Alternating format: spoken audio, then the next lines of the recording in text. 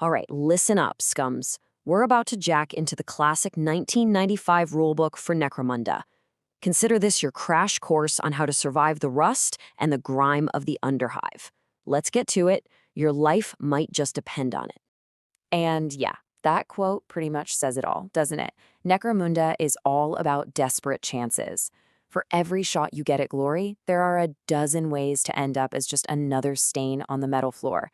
It's all about brutal risk for an even bigger reward. So how do you even begin to survive down here? Well, it all starts with your fighter. Every single person in your gang, from the new guy to the boss, has what's called a characteristic profile. Honestly, think of it like their DNA. It controls every single thing they can do in the game. First up, we've got weapon skill, or WS. This is your raw skill in a brawl. Simple as that. Doesn't matter if you've got a high-tech power fist or just a sharp bit of metal. A higher weapon skill means you're better at hitting someone when you're face-to-face.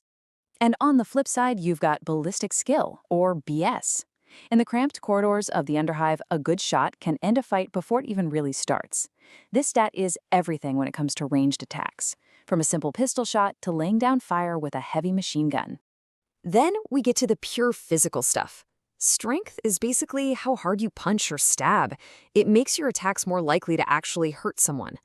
And toughness, that's your grit. It's how well you can take a hit and just keep on going. So here it is. This is the whole profile for your run-of-the-mill ganger. This is the baseline for pretty much everyone. We've talked about the main combat stats, but you've also got movement, how fast they are, wounds, which is how many hits they can take before they go down, and leadership. That's a big one. It's how brave they are, and trust me, we'll see how important that is in a bit. Okay, so you've got your crew. Now, how do you fight? The game turn is broken down into a beautifully simple 4-phase sequence. This is your roadmap for causing absolute chaos, one step at a time. It's a really clean system. First, you move all of your fighters who can move. Once that's totally done, you go to the shooting phase, and everyone who can shoot, shoots. Then you resolve all the close combats in the hand-to-hand phase. And finally, you have the recovery phase, where you try and get your scared fighters back in the game. Simple, clean, and very, very deadly. Let's dig into that a little, starting with movement. In the twisted maze-like corridors of the underhive, your positioning is everything. And you've basically got 3 ways to get your gangers from point A to point B. And right here, this is your first big tactical decision every turn. You can make a standard 4-inch move, which lets you still take a shot with your weapon, or you can run, doubling that to 8 inches, but you give up your chance to shoot. So do you take the shot now, or do you get into a better spot for later? You're going to be asking yourself that question constantly. And then you have the most aggressive move of all, the charge. It's a double speed move, just like running, but its only purpose is to slam your fighter into an enemy and start a close quarters brawl. And remember this, you can't just casually walk into a fight. You have to declare a charge to get stuck in. Okay, everyone's moved. Now we get to the shooting phase. And believe me, more often than not, this is where fights in the underhive are decided. A single, well-aimed bullet can completely flip the script on a battle. So you've got some rival scum in your sights. What happens now? The rules themselves are pretty simple, but they've got some really smart tactical layers to them.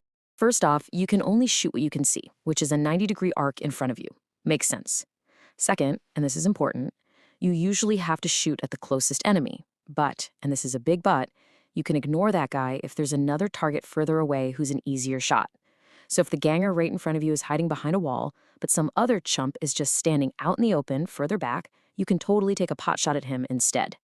It's a great rule that rewards you for good positioning. So here's how that ballistic skill stat actually plays out.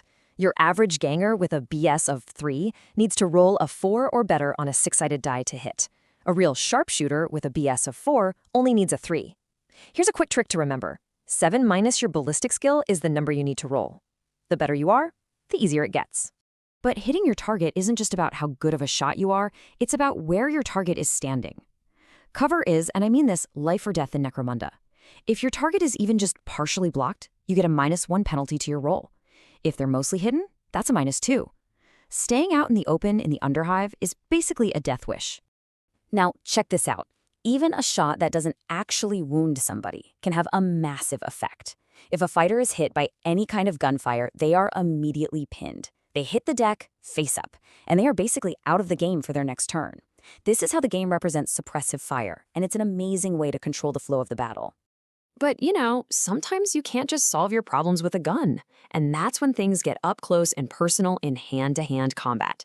This is where fights get desperate, messy, and really, really decisive.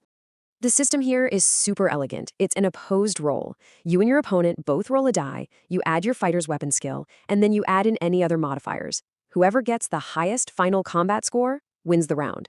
It's that simple. And this is where the tactics really come back into play. You get a bonus if you were the one who charged in. You get another one for having the high ground. These little modifiers mean that a smart player can help even a weaker fighter take down a much tougher opponent. And here's the part that makes combat so unbelievably brutal. Winning isn't just a simple yes or no. The difference between your score and the loser's score, that's how many hits you land. So if you win the roll by 3, you land 3 nasty hits. It makes winning big feel so incredibly satisfying. But a fight isn't just about who can dish out the most physical damage. It's a battle of wills.